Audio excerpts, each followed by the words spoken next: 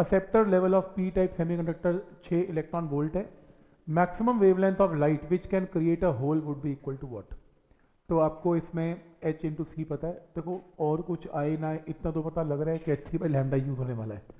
तो आपको एनर्जी का गैप पता है, वो एनर्जी का गैप के लिए क्या लैम्डा यूज करेंगे, h सी बाई लैम्डा। तो यहाँ से सॉल्व करके आंसर लैम्डा की वैल्यू आएगी। ये प्रॉब्लम है जिसके अंदर मैच दी फॉलोइंग है, बहुत बढ़िया क्वेश्चन होते हैं ये, और गलत होने का चांस बहुत ही कम होता है इनमें। जान के इसलिए डाले जाते हैं कि लोग कम से कम क्वालिफाई तो कर लें, कम से कम एटलीस्ट खाली हाथ ना जाए। तो इसके अंदर एक आध मैच दी फॉलोइंग आ ही जाता है। तो मैं जब इसे देख रहा था तो मैं सी पार्ट के लिए बहुत कॉन्फिडेंट था, क्योंकि मुझे सी आता था। जो क्या कहते हैं, पी टाइप सेमीकंडक्टर का जो फर्मी लेवल है वो वैलेंस बैंड की तरफ होता है और एन टाइप का कंडक्शन बैंड की तरफ होता है। बाई चांस इतना देखा ही था तो पता लगा ऑप्शन ही एक है, क्लोज क्वेश्चन, आंसर डी। ठीक हो गया भाई, बाकी मैच करते रहो बैठ के। सही। नेक्स्ट है,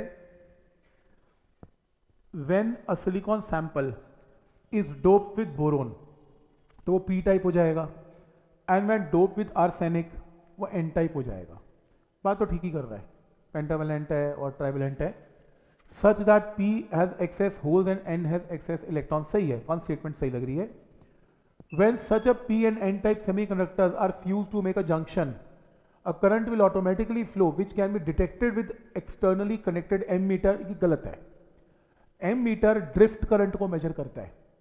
जो ड्रिफ्ट करंट, देखो दो किस्म के करंट होते हैं।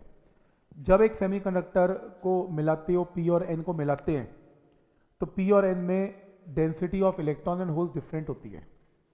आपने कोई बैटरी नहीं लगाई तो जंक्शन की तरफ इलेक्ट्रॉन एंड होल्स अपने आप भागते हैं एक दूसरे की तरफ। जैसे गैसेस में मॉलिक्यूल मिक्स होते हैं, उसको डिफ्यूजन बोलते हैं। तो जो इलेक्ट्रॉन होल्स एक तरफ भागते हैं बिना बैटरी के, उसको डिफ्यूजन करंट बोलते हैं। और जब बैटरी लग जाती है, इलेक्ट्रिक फील्ड अप्लाई हो जाते हैं, उसे ड्रिफ्ट करंट बोलते हैं। तो ये डिफ्यूजन करंट की बात कर रहे हैं। डिफ्यूजन करंट एमीटर से मेजर नहीं होता, वो ड्रिफ्ट करंट होता है, तो इसलिए ये गलत आंसर है। ठीक, तो बहुत छोटा करंट होता है। ठीक। नेक्स्ट है, affect of increase in temperature on number of electrons in a conduction band and resistance of semiconductor क्या होगा।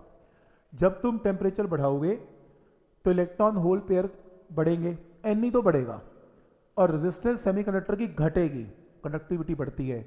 तो ऑप्शन नंबर सी है, एन ही बढ़ेगा और रेजिस्टेंस घटेगी। नेक्स्ट है, by doping silicon semiconductor with pentavalent material electron density increases. बिल्कुल सही है, पेंटावेलेंट फालतू इलेक्ट्रॉन डाल देगा, इलेक्ट्रॉन डेंसिटी को बढ़ाएगा। नेक्स्ट है, the N type semiconductor has net negative charge. बिल्कुल गलत, एन टाइप पी टाइप दोनों न्यूट्रल होते हैं, डिस्कशन हुई थी। नेगेटिव बिल्कुल नहीं होता, तो ए राइट है, बी रॉन्ग है। नेक्स्ट है, फॉर एक्सट्रिंसिक सेमीकंडक्टर्स, एक्सट्रिंसिक का मतलब जो इम्प्योर है, when doping level is increase, जब मैं डोपिंग लेवल को बढ़ाता हूं तो क्या होगा, Fermi level of P type semiconductor will go down and Fermi level of N type will go upward. यही सही है, क्योंकि एन टाइप में फर्मी लेवल कंडक्शन बैंड की तरफ हो जाता है और फर्मी लेवल पी टाइप में वैलेंस बैंड की तरफ गिर जाता है नीचे। तो ये ऑप्शन ही करेक्ट है। Mobility of electrons in a semiconductor is defined as the ratio of drift loss to applied electric field. मुझे मालूम ही है, म्यू क्या होता है, V by E. For N type semiconductor density of electron पता है, एन ई पता है, मोबिलिटी म्यू पता है, रेजिस्टिविटी निकालनी है क्या है, और होल्स है ही नहीं। तो तुम इसके अंदर ये कुछ मत देखो, सीधा रेजिस्टिविटी का फॉर्मूला आ जाओ। ये फॉर्मूला आज हमने किया था जिसमें होल्स भी थे, पहला क्वेश्चन था आज के लेक्चर का पीछे। तो इसमें होल्स को उड़ा दो, सिर्फ इलेक्ट्रॉन्स को रख लो, सीधा आंसर। ये करने की जरूरत ही नहीं है, ये तो अननेसेसरी स्टेप कर रहा है, तो सीधा आंसर आएगा वहां से। ये फॉर्मूला ही है रेजिस्टिविटी का।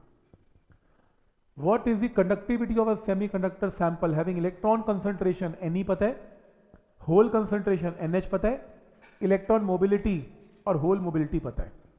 तो ये तो बिल्कुल सीधा फॉर्मूला आज हमने किया भी था, कंडक्टिविटी का फॉर्मूला। आंसर पहला न्यूमेरिकल यही था आज।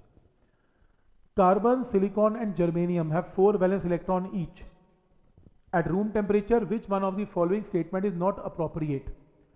तो number of free electron for conduction is significant only in silicon and germanium but small in C, यही सही है। कार्बन में अगर होते तो कार्बन भी क्या सेमीकंडक्टर ना हो जाता, इसमें कुछ होता ही नहीं है, ये फ्री कर ही नहीं पाएगा। तो ये जर्मेनियम और सिलिकॉन का ऑड, देखो ऑड है, कार्बन तो कभी यूज़ भी नहीं करते हम, तो इसका यही ऑप्शन है, कुछ करने की जरूरत ही नहीं है इसमें। एन कोई नहीं बढ़ने वाला है इसका, सेमीकंडक्टर है कहाँ। Lattice constant of this semiconductor is decrease, तो इस फिगर में लैटिस कांस्टेंट को घटा दिया।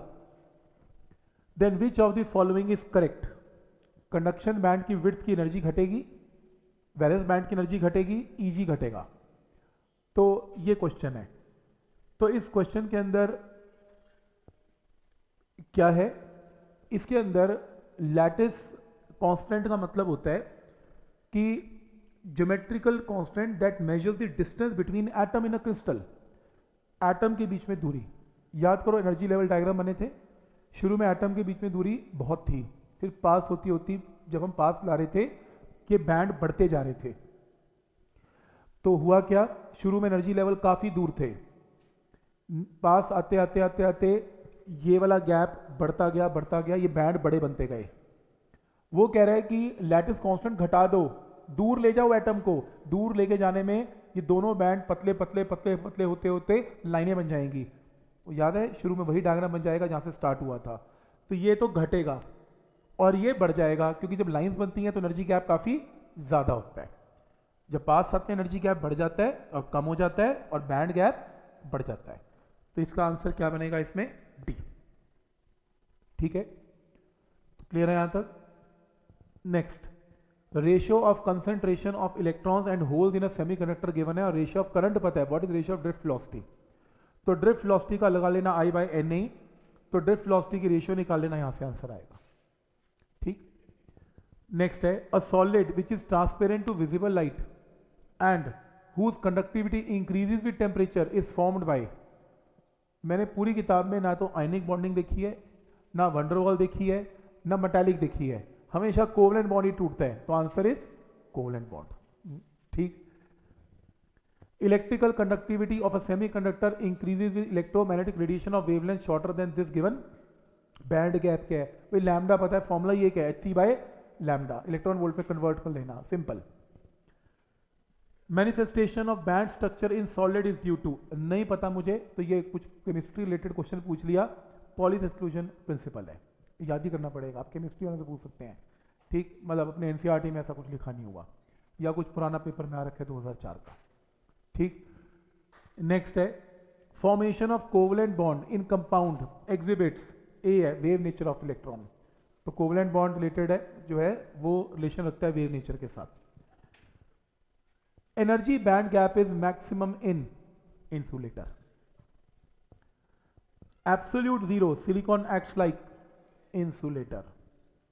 Energy band gap of semiconductor material wavelength given है, क्या होगा, Hc by lambda. Potential barrier 0.6 volt है, electric field intensity, depletion layer की विड्थ पता है, तो ये V पता है, dV पता है, ये dr पता है, dV बाय dr, E को L से डिवाइड करके V आ जाएगा आंसर। तो इलेक्ट्रोस्टैट्स की प्रॉब्लम है। Potential barrier of 0.4 volt exist across a PN junction, 0.4 volt का पोटेंशियल बैरियर है। Electron enter the junction from N side with speed given, P side के अंदर स्पीड क्या होगी ये बताओ।